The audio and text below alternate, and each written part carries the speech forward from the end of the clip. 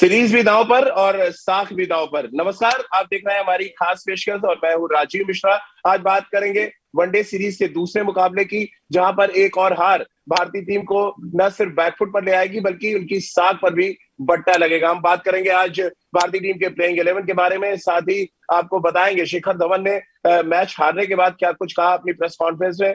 साथ ही बात उस कॉम्बिनेशन की भी करेंगे जिसकी तलाश राहुल द्रविड़ और टीम मैनेजमेंट तो कर रहा है, बट एक्चुअली वो कॉम्बिनेशन लगातार भारतीय टीम के हाथ से फिसलता हुआ नजर आता है, खास तौर से तब जब आप रन चेस कर रहे हो या दक्षिण अफ्रीका की टीम आप पर दबाव जब बनाती है, तो फिर ना तो कोई आपका प्लान काम आता है और ना ही आपका पैशन और एग्रेशन नजर आता है। और नतीजा ये कि हम पहले टेस्ट सीरीज हार गए और अब वनडे सीरीज हारने के कगार पर खड़े हैं। पर्ल में खेला जाएगा ये दूसरा मुकाबला। इस दूसरे मुकाबले में क्या कुछ भारतीय टीम की रणनीति रहेगी, इस पर बातचीत करेंगे। और सबसे इंपॉर्टेंट सवाल कि क्या भारतीय टीम वो कॉम्बिनेशन ढूंढ पाएगी जिसके दम पर भारतीय टीम ये सीरीज जीत पाए। इन सभी विषयों पे बातचीत करेंगे। 5 बड़ी बातें लगातार आपकी टीवी स्क्रीन पे चल रही हैं इस मुकाबले से जुड़ी हुई, क्योंकि ये मुकाबला न सिर्फ भारतीय टीम के लिए अहम है बल्कि भारत के तमाम उन बड़े बड़े खिलाड़ियों के लिए भी बहुत अहम है जो या तो वनडे टीम में वापसी कर रहे हैं या अपने खराब फॉर्म से जूझ रहे हैं। इन सभी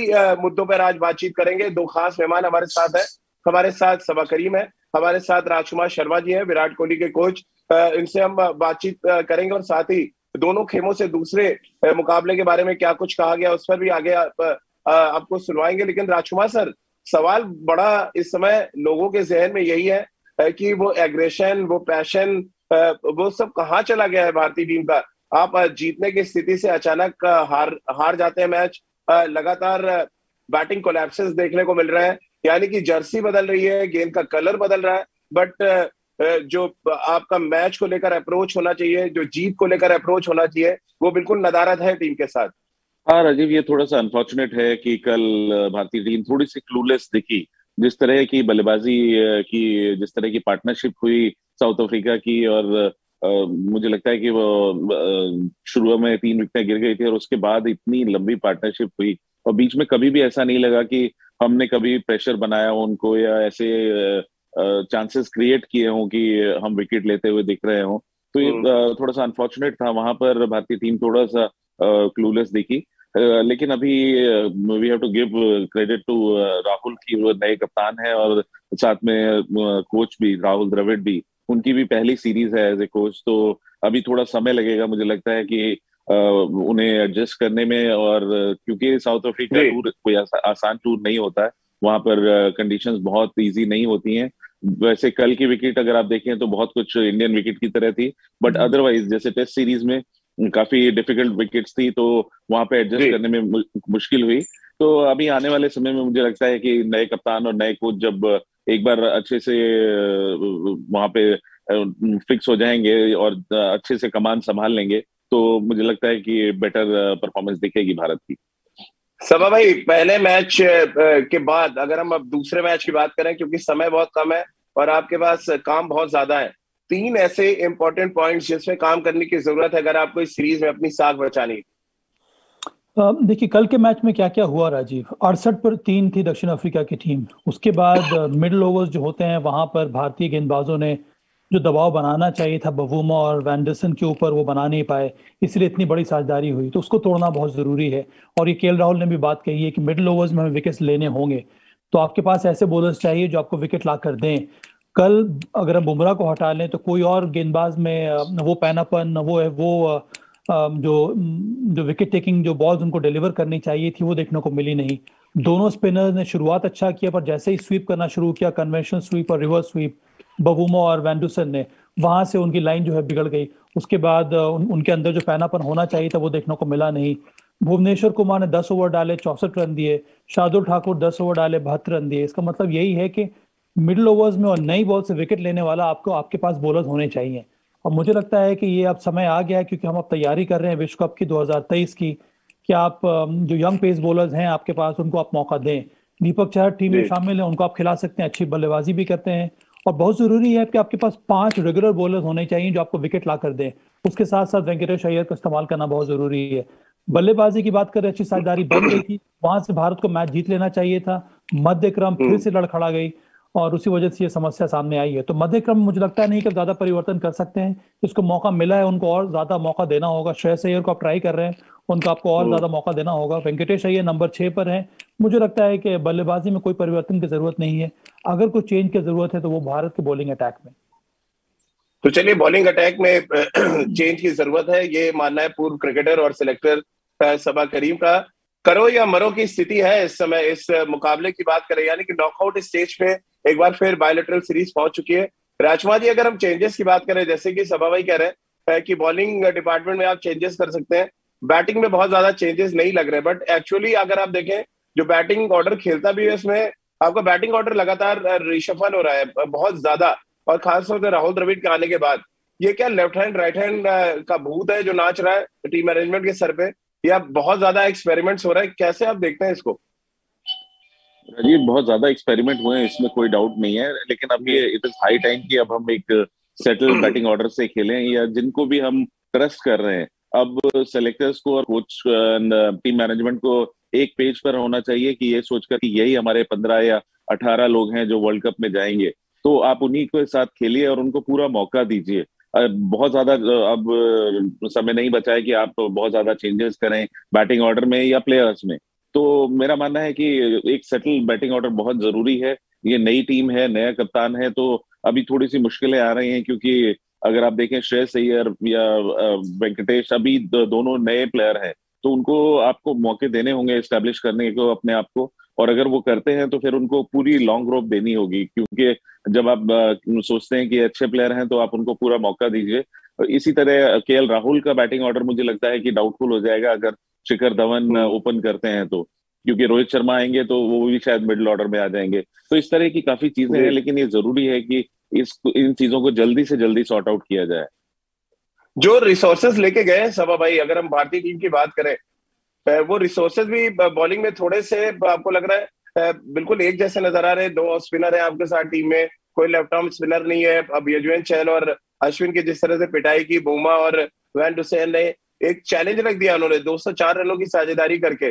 कैसे निपटेंगे भारतीय स्पिनर्स? उनके लिए क्या कुछ रणनीति होनी चाहिए जो आप सोच रहे हैं? बहुत ज्यादा डिफेंसिव गेंदबाजी हो रही है, विकेट लेने की जो मिडिल ओवर्स में प्रॉब्लम थी वो दोबारा से आ गई है। कैसे आप देख रहे हैं जिस तरह से अश्विन और चहल को टैकल किया बुमराह और वैन डुसेन ने? देखिए, ये जो विकेट था पाल का, ये विकेट बहुत धीमा है। यहाँ पर गति उतनी मिल नहीं रही है स्पिनर्स को। जो शार्प टर्न की उम्मीद हम लोग कर रहे हैं वो देखने को मिल नहीं रहा है, और यही होगा दूसरे एक दिवसीय मैच में भी। बहुत जरूरी है कि आप ये जो स्वीप का जो भूत है उसको आप किस तरह से उतारें। उसके लिए बहुत जरूरी है कि आपको लेंथ में परिवर्तन करना होगा। अगर आप लेंथ में बॉल डालेंगे तो ये दोनों खिलाड़ी जो हैं या फिर सभी दक्षिण अफ्रीका के जो प्लेयर्स हैं उनको पता है कि रिवर्स स्वीप और कन्वेंशनल स्वीप कैसे खेलना है। और ये एक बहुत ही पुरानी रणनीति है जो कई सारे फॉरेन बल्लेबाज इस्तेमाल करते हैं रिदम और लेंथ को ब्रेक करने के लिए। इसलिए बहुत जरूरी है कि आप एंगल बदल कर बॉल डालें, लेंथ में परिवर्तन करें, ताकि उतनी आसानी नहीं हो बल्लेबाजों को स्वीप करने में। मुझे लगता है अगर इस फैक्टर को हम लोग नेगेट कर लेंगे तब हमारी जो गेंदबाजी है स्पिनर्स की, उनकी शैली जिस प्रकार की है उससे भारतीय टीम को फायदा मिलेगा। बहुत जरूरी है कि स्पिनर जिस तरह से उनके स्पिनर्स ने गेंदबाजी की है मिडिल ओवर्स में, उसी प्रकार से हमारे स्पिनर्स भी गेंदबाजी करें। अब आपके पास और कुछ विकल्प है नहीं। अब आर अश्विन को एक मैच के बाद आप ड्रॉप कर नहीं सकते। आपको लग रहा है लेफ्ट आर्म स्पिनर की कमी खल रही है इस समय इस दौरे में? अब मुझे तो ऐसा लग रहा था, और इसके बारे में उन्होंने बात भी की थी कि अक्षर पटेल और जडेजा को टीम में नहीं शामिल किया गया है तो आपके पास एक और विकल्प मौजूद था। शाहबाज अहमद जो बंगाल से खेलते हैं, बेहतरीन लेफ्ट आर्म स्पिनर है, अच्छे ऑलराउंडर हैं, उनको आप टीम में ले सकते थे, पर उसके जगह पर जयंत यादव को लिया गया है। ये मुझे बड़ा अजीब सा लगा था, क्योंकि आर अश्विन का विकल्प आपको चाहिए नहीं। आपको विकल्प चाहिए एक और लेफ्ट आर्म स्पिनर, और लाइक टू लाइक रिप्लेसमेंट हो जाते अगर आप लेफ्ट आर्म स्पिनर को टीम में रखते तो।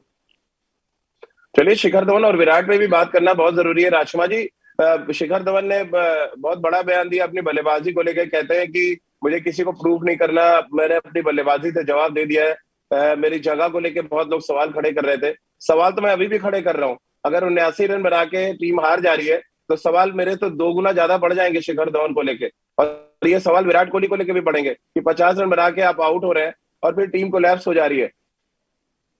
नहीं, बिल्कुल ठीक कह रहे हैं राजीव। ये एक सीनियर प्लेयर जो आपको स्टार्ट मिला है तो आपको फिनिश करना चाहिए, और अक्सर ऐसा देखा जाता है विराट के साथ कि वो फिनिश करते हैं।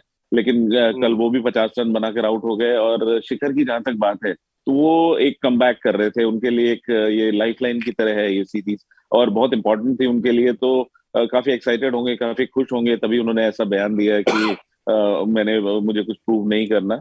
और I am really happy for him कि उन्होंने अच्छा स्कोर बनाया, क्योंकि मुझे लगता है कि अभी काफी क्रिकेट बाकी है उनमें, और वर्ल्ड कप में लेफ्ट राइट कॉम्बिनेशन में और ऊपर वो जिस तरह अटैक करते हैं काफी यूजफुल हो सकते हैं। लेकिन हाँ, आगे चल के उन्हें जिम्मेदारी लेनी होगी कि अगर वो उन्हें स्टार्ट मिला है तो वो फिनिश करके आए मैच को। सभा भाई, being x captain Virat Kohli क्या कुछ सजेशन दे सकते हैं के राहुल को? क्योंकि बहुत ही बड़ी बड़ी गलतियां की, फील्डिंग में लैप्सेस थे, प्लानिंग में लैप्सेस थे, जिसकी वजह से 30-40 रन एक्स्ट्रा बना लिया दक्षिण अफ्रीका ने और हम सीरीज का पहला मुकाबला हार गए। अब बीइंग एक्स कैप्टन कैसे आप देखते हैं, क्या कुछ वो सजेस्ट कर सकते हैं के राहुल को? देखिए, सजेशंस के लिए तो बहुत सारी चीजें हैं जो विराट कोहली कन्वे कर सकते हैं, पर मुझे लगता है कि विराट के पास अनुभव बहुत ज्यादा है, उनके पास इंटेलिजेंस है, उनको पता है जब एक नया खिलाड़ी कप्तान बनता है तो उसको अपने स्पेस दे देना चाहिए। अगर आप मैदान में बहुत ज्यादा इम्पोज करेंगे कप्तान के ऊपर एक फॉर्मर कैप्टन होते हुए, तब मुझे लगता है कि बहुत ज्यादा कंफ्यूज हो जाता है जो करंट कैप्टन है। तो मुझे लगता नहीं है कि विराट इस तरह की कोशिश करेंगे, और उनको मालूम है किस तरह से MS धोनी ने उनको ट्रीट किया था जब विराट कोहली खुद कप्तान बने थे, क्योंकि एक कप्तान को ग्रो करने में थोड़ा समय लगता है। और मुझे लगता है कि विराट का अप्रोच भी कुछ इस प्रकार का होगा। जो एडवाइस, जो सजेशन देना है वो मैदान के बाहर ही होते रहना चाहिए। मैदान के अंदर आपको कैप्टन को अलाउ करना चाहिए अपने हिसाब से कप्तानी करने के लेकिन लिए। सभा भाई कैसे अलाउ कर सकते हैं कि आप वेंकटेश अय्यर से गेंदबाजी ही ना कराएं, आप भूल जाए कि एक ऑलराउंडर है आपके पास? पर हम ये क्यों भूल रहे हैं कि एक बार T20 मुकाबले में भी वेंकटेश अय्यर से गेंदबाजी नहीं कराई गई थी। ये पहली बार नहीं है कि वेंकटेश अय्यर खेले हैं और उनसे लेकिन क्यों गेंदबाजी कप्तान नहीं भूल जा कराई रहे गई हैं? है। वेंकटेश अय्यर बहुत इंप्रेस नहीं मुझे कर पा रहे हैं, मुझे नेट्स मुझे में लगता चक्कर है क्या है ये? मुझे लगता है कई बार कप्तान जो इंतजार करता है कब उसको कराएं, तब तक वो जो घड़ी है वो बीत सी जाती है। पर इसीलिए मैं कह रहा हूँ कि जो एडवाइस देनी होती है वो मैदान के बाहर ही आप दें, मैच शुरू होने के पहले। जी बीच में मुझे लगता नहीं है कि मैं इसके हित में नहीं हूँ कि आप जी। मैच के दौरान आप बहुत सारी एडवाइसेस देते रहे कैप्टन को। लेकिन राजकुमार जी, बीच मैदान पे जो कुछ विराट कर रहे हैं वो भी तो नहीं करना चाहिए उनको। अब वो कप्तान नहीं है, फिर भी जाके बोमा से भिड़ गए और बहुत देर तक नोकझोंक भी चलती रही। कैसे रोकेंगे विराट को इन सब चीजों से? अब उनको बता तो दीजिए कप्तान नहीं है वो। ये तो राजकुमार शर्मा जी अपने कैंप में भी सिखाते रहते हैं बच्चों को, तो आप मना कैसे करेंगे? मना करने की बात तो अब निकल गई है। नहीं नहीं, देखिए एग्रेशन विराट की स्ट्रेंथ है, लेकिन हाँ, वो जनरली लाइन क्रॉस नहीं करता है। लेकिन जरूरी है फिर भी कि ऐसी चीजें ना हो ग्राउंड पर, क्योंकि वो एक रोल मॉडल है, सब लोग उनको फॉलो करते हैं। तो कहीं ना कहीं उन्हें ध्यान रखने की जरूरत है कि वो कोई ऐसी जी। चीज नहीं करे जिसको बाकी लोग फॉलो करें।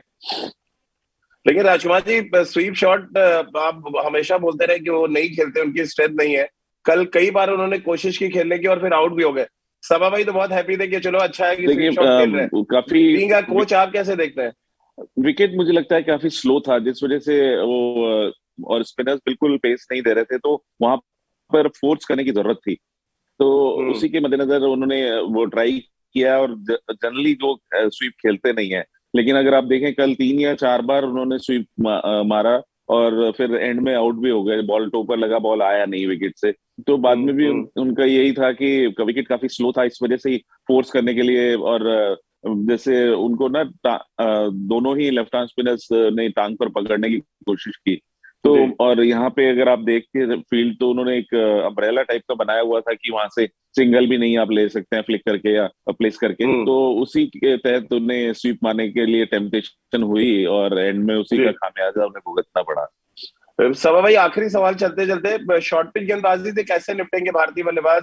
वेंकटेश अय्यर के कल सिर पे बाउंसर आया, वो आउट हो गए। उसके अलावा श्रेयस अय्यर भी शॉर्ट पिच गेंद पे आउट हुए। ये शॉर्ट पिच का भूत भी तो निकालना पड़ेगा। टेस्ट हो, वनडे हो, आपकी बॉडी लाइन पे अगर शॉर्ट पिच आती है। लुंगी ने बहुत अच्छा इस्तेमाल किया कल शॉर्ट गेंदों का। इससे कैसे निपटेंगे? और राहुल द्रविड़ जैसा कोच है, टेक्नीशियन है, फिर भी हम अभी तक पूरे इस दक्षिण अफ्रीका दौरे पे शॉर्ट पिच गेंदबाजी का कोई कारगर रिजल्ट नहीं ढूंढ पाए हैं। राजीव, पर ये जो विकेट है स्लो सरफेस था, इसीलिए यहाँ पर शॉर्ट पिच बॉल को नेगोशिएट करना उतना आसान होता नहीं है, क्योंकि वनडे क्रिकेट में आप चाहते हैं बॉल इस प्रकार के शॉट्स खेलना, पुल करना या हुक करना, पर चूंकि गति नहीं रहती है तो बहुत कठिन हो जाता है टाइम करना। कल वेंकटेश अय्यर के साथ भी यही हुआ, उन्होंने टाइम किया था ठीक से, पर वो स्क्वायर को जो फील्डर है बहुत ज्यादा पीछे खड़ा हुआ था, उसको नीचे वो आप रोक नहीं पाए। मुझे लगता है कि इस प्रकार के विकेट पे कंट्रोल शॉट खेलना बहुत जरूरी है। आप शॉट भी लगाए तो आपको कंट्रोल करके शॉट लगाना होगा और बहुत जल्दी परखना होगा कि गति किस प्रकार की है विकेट की। ओवर में आप एक ही बाउंसर मार सकते हैं, इस वजह से मुझे लगता है कि थ्रेटनिंग शॉट डिलीवरी का अटैक नहीं है। इसके लिए बहुत जरूरी है कि आप कंट्रोल प्रकार से इस पर शॉट्स लगाएं।